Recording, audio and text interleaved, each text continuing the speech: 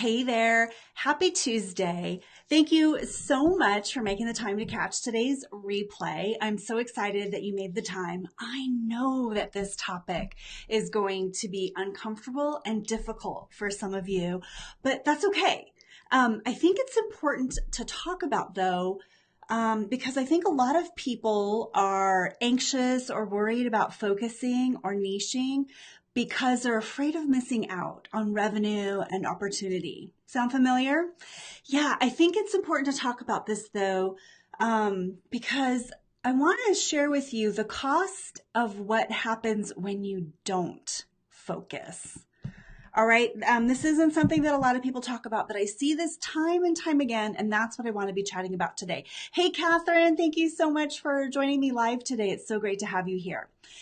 Now, for those of you who don't know me or don't know me well, my name is Karie Price. I'm a brand messaging coach, helping ambitious service-based business owners find and own the words to stand out, be heard, and make your message roar.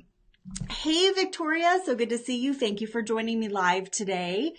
Now, before I jump into today's topic, and I know, again, this is going to make some people uncomfortable, but I want to share with you, in case you haven't heard, it is my birthday month, and I love celebrating all month long. And there's a couple ways that I would love to have you celebrate with me. This week, inside my free group, The Messaging Den, we're having fun, playing games. You have an opportunity to earn some prizes or win some prizes. So if you're not already a member of my group, please jump in there and join us. We're having a ton of fun. You can go to themessagingden.com or search for that right here on Facebook. Just search for The Messaging Den. The other thing that I'm doing this month is I am doing another round, another instance of my free live masterclass coming up on Monday, April 16th at 11 a.m. Eastern time. And this is, guys, I could talk about this all day long. I talk about the 7 foundational elements that you need to make your message roar, why each of them gives you a competitive advantage, and how you can start actually developing them for yourself right away. Now, I will also be sharing with you an opportunity to join me in my premium program, Messaging Mastery, the Foundation. And during the live masterclass on Monday only, I'm going to have an extra special birthday bonus. So if you've been thinking that it's time to work on your message, it's time to stand out in your market and actually be seen as an expert, to have all of your marketing actually be effective, then I invite you to just join me for that masterclass. Check it out, get the information, decide if it's the right time for you. And even if it's not, you are going to walk away from that masterclass with super actionable information you can start applying yourself right away. Just go to karieprice.com/foundation to grab your spot. Okay. More birthday celebration ideas everywhere I can think of. I'm still trying to think of other fun things. I've got lots of giveaways going on in my group with the fun and games this week. I'll be doing an Ask Me Anything Q&A on Thursday inside my group as well. So if you've got a pressing question you've been dying to ask, whether it's about branding, marketing, messaging, what my cats do, like anything you want, really, it's an Ask Me Anything Q&A. Make sure you pop on over to the Messaging Den. Okay. Ooh, that tea is hotter than I expected. I took a big sip. Okay, let's jump in. So again, this topic makes a lot of people uncomfortable when we talk about focusing or niching. The multi-passionate entrepreneurs out there, I know this is a struggle for you. And look, you guys, I like to do a lot of things too. But here's what I know. What I know is when you don't focus, when you have lack of focus in all aspects of your business, it actually costs you money, market share, and raving fans. And that's what you're in business for, right? You're in business to carve out your corner of the market, make money doing this thing that you're excellent at, and having raving fans and those dreamiest of the dreamy clients to be able to work with and who will go out there and tell other people about you. That's what makes a business successful. That's what you want to build a business on. And when you don't focus, when you have a lack of focus, it actually costs you all three of those. Now, I'm going to talk about 3 ways that it costs you money, market share, and raving fans today.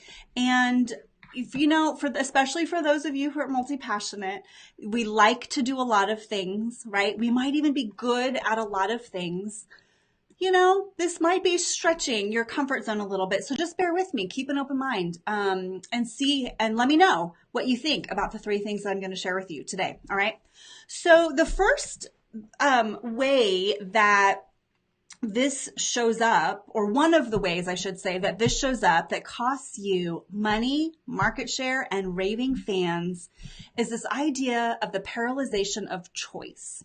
Now, I don't know if you've heard about that before, but let me explain to you what it is by giving you an analogy. So imagine when you were younger and you got your allowance, you got $10, or maybe it was birthday money, right? And that money's burning a hole in your pocket. And so you run out to your favorite store. Now, my nephew, hands down, it will always be the Lego store. For some kids, it might be a candy store or a toy store, right? You're like, I gotta burn this money. I gotta spend it. And I want to go spend it on something I'm really excited about. Hey, Peter, so great to have you here. Thanks for joining me live. So what happens is you go to the store. You know what? I'm going to use my nephew as an example. I was going to use a candy store analogy, but let me use my nephew for example. So he goes into the Lego store, which if you've ever been in there, I mean, it is wall to wall Legos, right? You can buy individual Lego blocks. You can buy thousands of pieces, kits, right? All kinds, top to bottom. The whole store is full. And he walks around this store and he's like, he can't decide. Right? He has a set amount of money. He knows he wants to spend it. And there's like 100 different choices that he has. Now, in all fairness, today, it's probably easier for him to make the choice because he has so many Legos now. But I remember back when he was younger and like literally he didn't have a lot of Lego kits. And so he couldn't decide what to do. Do I pick this Lego kit? Oh, wait, no, really, I want that Lego kit. And he could walk out of a Lego store without buying anything, because you get overwhelmed and paralyzed by choice. I am going to tie this back to the candy store analogy because I really love my candy store analogy. So it's like owning a candy store, right? Do you want to be a candy store that offers like all different kinds of candies, jelly beans, sours, chocolates, mints, you name it, right? All different kinds of candy. And people walk in and maybe they are looking for something and they hope you have it. Or again, they walk in and they walk out because there was too many choices. And so they chose none. Or are you the specialty candy shop that makes the most decadent bonbons that people flock from all over the world to come and buy your bonbons, and they'll order them online. And when they know people are visiting your town, they're like, oh my gosh, you have to stop by this bonbon shop, right? People will talk about that because you're the very best bonbon maker. You don't have to sell jelly beans and mints and sours and hard candies and chocolate, whatever it is, right? You are laser focused in on the one thing. Chances are that most people walking into the bonbon shop walk out the door with a bonbon. You might have a lot of different varieties of bonbons, right? But the people that you attract probably like the bonbons, right, of some variety, and they are in there to make a purchase. That's what happens when you have too many choices for your clients to choose from, even if they're disparate markets. But, this is like some people have a lot of different service offerings and people don't know what to do. You're overwhelming them with choice and it paralyzes them, right? So when you have too many options, too many choices, and you're not focused enough, it costs you money because people don't buy when they're overwhelmed or confused. It costs you market share because it's harder to own a corner of the market. If you're sort of a general candy store, like I can do a lot of things, people might stumble across you and buy, but they may not seek you out because you don't own your part of the market. And it costs you raving fans because what are they getting behind? Like, oh yeah, this candy store has a lot of stuff. Go check it out. Or, oh my gosh, these are the best bonbons on the planet. Order from them online. If you get a chance to go into the shop in person, you need to do that. Now you get people excited about what you want to do because you're focused and you're excellent at your one thing. Does that make sense? Let me know in the comments if that makes sense. Let me know in the comments if I'm losing you. If you're thinking like, yeah, sure, that's fine, but I'd still rather be the candy store that does a lot of things. That's one way that a lack of focus is costing you money, market share, and raving fans. Another way that this is going to show up for you in your business, and one of the things I should say, I should have prefaced with this, focusing especially on a target audience, a target market, or your area of specialty doesn't have to be forever, but this is imperative, especially in the first 2 to 3 years or so of your business, maybe even the first 5 years, while you're trying to establish and build credibility and own your place in the market, right? Once you do that, once you have the market share, the money, and the raving fans, you can continue to expand on it. But when you're trying to stake your claim in the market, when you're trying to show up and stand out from the sea of thousands of people who probably say they do what you do in some way, right? How do you stand out from that? It's going to be through focus. You can always expand later. But when you're trying to penetrate the market, when you're trying to get known, and you're trying to get raving fans money and market share, focus is going to be your best way to do that. Okay, here's another thing that's going to happen to you when you don't have focus. It's going to make everything harder than it needs to be. Owning a business is hard work. If you don't think it's hard work, I don't know, maybe you're not doing it right. It's hard work. You're excellent at what you do, but there is so much more to owning a business than doing the thing that you do. Hey, Sarah, so good to see you.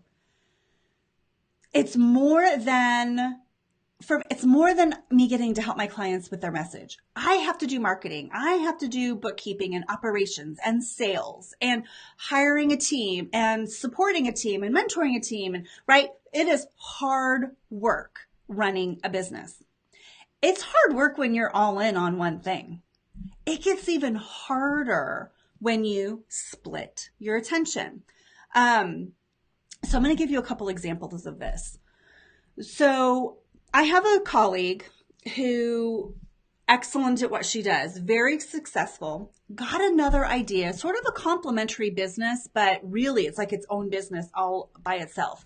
And for months, she's trying to like keep building her original business. And she's like, oh my gosh, but I need to work on that. I need to work on that. And so like every time we talk, every time we connect, she's stressed out about all the work she's not doing for this business over here because she's trying to like divert all of her attention. And let me just tell you something. When you go from like one complete business idea to a second one, that's not just like doubling the work effort. It's like exponential. It's like when we went from 2 cats to 3 cats, it wasn't a 50% increase. I swear it was like a 300% increase to go from 2 to 3. Same thing when you go from 1 to 2 cats, right? It's not like it just doubles. It's like it's an exponential increase in the amount of work for a few reasons. One, you're splitting your attention. And if you know anything about the way the brain works, every time you switch, it's called context switching. Every time you switch from one thing to another, on average, you lose 20 minutes. It takes you 20 minutes to fully immerse in the other thing. Whatever it is you're doing, any task, right? So that's why when you get really focused on a task and you like can get a 1 or 2 hour block, you get more efficient than if you're trying to multitask throughout the day. Well, the same thing happens exponentially when you're working on 2 different businesses or 2 different areas of focus. You're doing all the same things, but every time you switch back and forth, you're losing efficiency. You're losing traction. So, okay, if I'm all in marketing all the time as a brand messaging coach, but sometimes I'm also this other thing. Okay, so not only does that take me time to like switch context, like get into the new message, like, because I've talked differently with that business, right? I'm losing out on all the time I could have been marketing the first business. So you see how it's like an exponential loss of focus? Yeah, Sarah, it's 20 minutes. There's been a lot of studies that have talked about that. In your day, every time you switch a task, you lose 20 minutes of lack of productivity and inefficiency. It takes you that much time to get into the new thing. Think about all the things you do all day in your business. And if you're switching back and forth between two different areas of focus, how much time are you losing? And you have to decide if those two disparate things are related. So my colleague that I was telling you about, they were related businesses, but still very disparate, like would have to have ramped up with a whole new message. It's complementary, but serving a different target audience, different part of the same overall market, but like, two subsets of the market. And so when you do that, you have to decide, are the two disparate things, and let's just pretend it's two. For some of you who are multi-passionate, there's maybe 3, 4, 5 things that you want to do, right? Let's just call it two. You need to decide if those two disparate things are related. Do they fall under one brand umbrella? Is it under one sort of global business that you have where there's maybe two arms or two angles to it? Are they two standalone things that serve the same market, but in a different way? Are they two completely different things, right? And what does that do to your credibility when you show up? When sometimes people see you and you are thing A, and you're trying to build your reputation as being an expert in thing A, and then they see you show up as thing B, they're like, wait a minute, I thought you did that. How are those related? And it causes confusion, right? Confused people do not buy.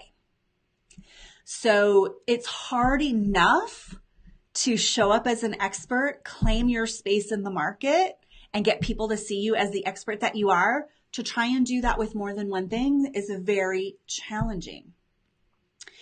Then you've got to think to yourself, okay, I've got to fully develop messaging, branding, marketing, everything for these two disparate ideas. But how do I know what I'm showing up as on any given day? When I meet new people, am I thing A or am I thing B? If I'm with a mixed group of people, some of them might want thing A, some of them might want thing B, but especially if they're not related, what are people going to remember about you? You need to be memorable, right? And having two different things is going to make that even harder. So it makes everything harder than it needs to be. Your marketing, your messaging, your branding, your website, like everything gets more complicated, right? So it costs you money because it costs money to start up and run a business. Would you agree? Like no matter, even if you're bootstrapping, there's like things you have to do yourself, right? So it costs you more money and that you're now having to do that for two businesses. And you're not able to establish yourself as an expert in any one. And so you really are missing out on potential opportunity. Maybe you introduce yourself as thing A, but that person really was interested in thing B, but they didn't know, right? And so again, confusion. It's costing you market share because you're not trying to own your piece of the market. You're trying to kind of sort of own two pieces of two different markets. That's hard to do. And it's costing you raving fans. Again, because if they're confused, they're not going to run out there and talk about you and say, oh, Jill, she's excellent at being, a life coach for moms. Oh, wait, but she kind of also does this thing over here. Oh, wait, I don't know what to say about her, so maybe I'm not going to say anything about her, right? You lose the raving fans who want to stand behind you and believe in what you do and want to share you with other people. When they don't know what to say, they can't be out there talking about you very effectively. All right. Now, the third way that this shows up for you in your business is actually the one that it's the hardest for me to see, because I do honestly believe this is so fixable when you focus.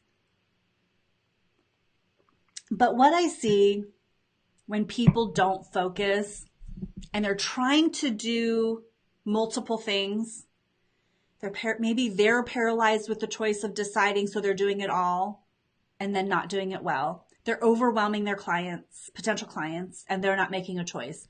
Everything is harder than it needs to be. And so then they want to quit altogether. Like, never mind, not cut out to be a business owner. And so there's a quote, I think it's Todd Herman. People don't quit their business because it's hard. It's because they thought it would be easy. It's already hard, right? So when it's hard times 3 or like times 10, everything is so much more frustrating and nothing will work. Like, everything is just going to feel like a struggle and you're more inclined to quit. I have a good friend who was going through this, had a mission, a vision, a goal for a certain kind of business, thought, maybe this is related. And so let me do this too. And she continually struggled back and forth. Nothing really felt good for her. Put out offers with Focus B, and none of those felt good. She's like, but that's not really what I want to do. But I thought that would make me more money. Oh, Focus A is really where my passion's at, but I don't give it enough time to really develop because I'm so busy also trying to do Focus B. And she's like, never mind. Like, I'll just go back to a day job, keep a day job. Like, this isn't worth it. And so what happens is it's harder to get to the success. It's harder to see results because you're trying to do too many things. And so you feel like you're not cut out to own your own business because it's hard. It is going to be hard. It's going to be hard work, but with the right work and with the right things in place in your business, it can be easier. But when you divide your attention and split it to too many things, you might be inclined to quit. So then what happens if you quit? Well, okay, that's going to cost you money because if you quit, you're not making money doing the thing. But even before you quit, when you get to the point where you're like, I think I need to quit, that energy, that mindset, you're not all in on your business. You're not looking at every obstacle, every challenge, everything that doesn't go according to plan. And you're not thinking, what do I need to do to fix that? How do I shore that up? How do I show up as an expert every single time? How do I get people to talk to about me, right? That want to know more from me. You don't have the same drive because you're sort of like 1 foot out already, right? When we first moved here to East Texas, it's been 6 years now. Somebody told us it takes 2 years to really like it.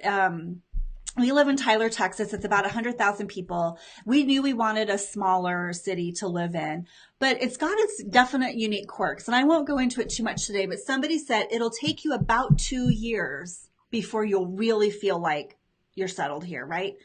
And what's funny is right about the 2-year mark that happened. And for the first 2 years, we were kind of 1 foot in, 1 foot out. Do we like it here or should we move? We could always move. When you're not committed to your decision, you don't do whatever it takes. And because it's hard work and you need to learn and adjust from all the challenges that you have, you need to know that you're going to adjust for that. Hey, Elizabeth, so good to see you. Thanks for joining me. So when you're not all in, when you think, ooh, maybe I should quit, that costs you money because you're not all the way in it trying to figure out the things that you need to do to be successful. It costs you market share because same thing. If you're not all in trying to own your corner of the market and you're kind of, maybe I'm here, maybe I'm there, 1 foot in, 1 foot out, you might give up too easy. You'll say, oh, that didn't work, I'm out, right? Instead of, oh, that didn't work. What do I need to learn from that to adjust? What do I need to shore up so that I can try again and make it work? Because there is place for you in the market, no matter what you do, no matter how competitive you think your market is, there is a place for you. There is a corner that you can carve out for yourself if you're willing to truly own it. Sarah says, when you're not committed, you don't do what it takes. Love it. Yeah. So true, right? If you've just got 1 foot in and 1 foot out, you won't do the hard work when it gets hard. You'll just say like, that's too hard. I'm out, right? Like And I don't say that to be flippant, but you guys are aware of the atrocious failure rate for small business, right? It is as high, depending on your source, it's as high as 90% of businesses don't survive 5 years. It's really high in the first 1 to 2 years too. But it is hard work and not everybody survives. I firmly believe it's because people don't put the right foundation in their business. Or they think like, look, I'm good at the thing I do and that's all that matters. Then they don't become business owners. I firmly believe that that's part of it. You've got to be all in. You've got to be committed. And so when you get on that verge of maybe I should quit, maybe I should throw in the towel, it costs you raving fans too, right? Costs you money because either you quit or you're just not committed to doing what it takes to find the way to make the money.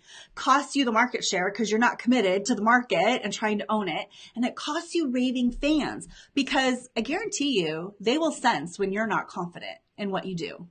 When you are not confident and you do not show up as this is what I do and who I serve and look, I am here for you, they don't buy into that, right? If you're not sure or you change your mind a lot, what is going to make people trust you? What's going to make people trust that you're in it for the long haul? I offer lifetime support to my clients in my programs. If they didn't trust that I was all in on being a brand messaging coach, that I was all in on being here for them and supporting them in this foundational piece of their business, that would mean nothing to them, right? Lifetime access to me would mean nothing. Like, could they even trust that you're going to be here in 3 or 6 months from now? It takes a lot of work to build people's trust. And you guys have heard this if you're in this online space especially, but people buy from people they know, like, and trust. And it's imperative that you help build the trust. And if you are not fully committed, if you think like, maybe I'll just quit if this thing doesn't work, that will come through in how you talk to people. It will come through in your confidence and how you show up. Elizabeth says, totally true. And I have been running 2 related businesses for 6 years. I really feel like I need to focus and I'm burning out. Elizabeth, yes. Trust me, I know the burnout thing. I ran 2 businesses for a while as well, completely unrelated, a product-based business that I actually had in place before this one. When I decided, you know what, I'm tired, none of this other stuff matters. I know that I am on this planet to help more small businesses succeed. I am on this planet to help small businesses find the words that help them get heard and remembered and own their place in the market.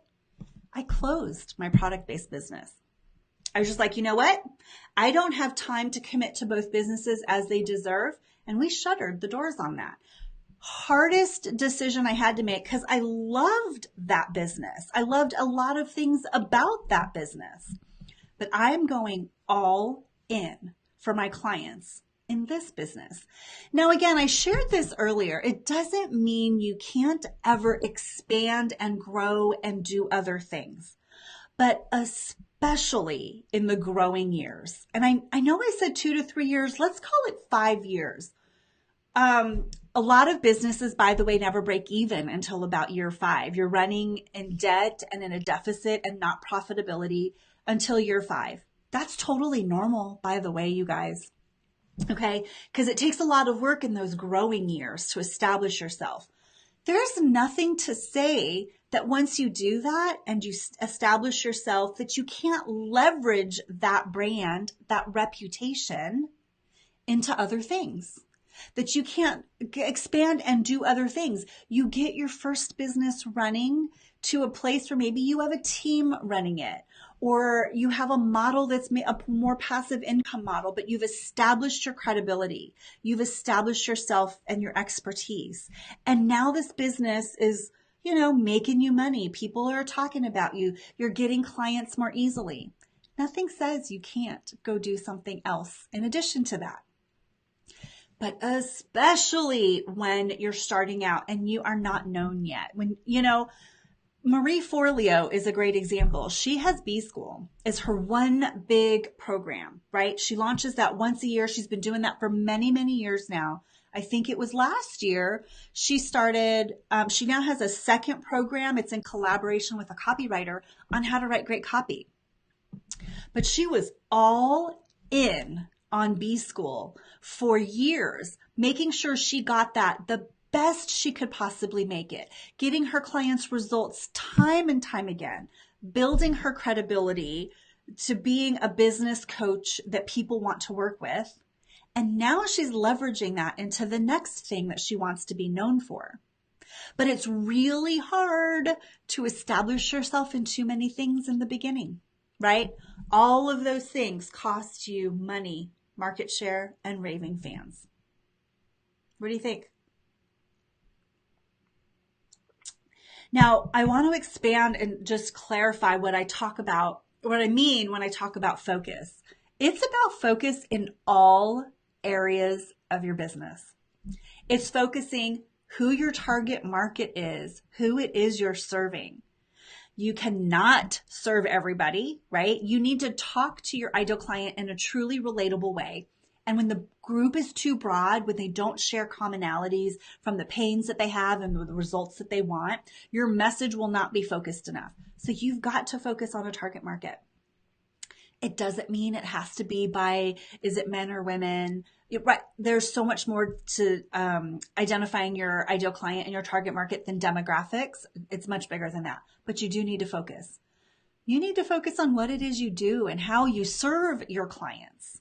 I think I've shared before last year, early in 2017, I had my premium program, but I offered it in live rounds only. So I only offered it a couple times last year. But I was working with a coach and they were trying to help me develop like a matrix of services, like all the different things and ways that people could work with me. I got overwhelmed by that.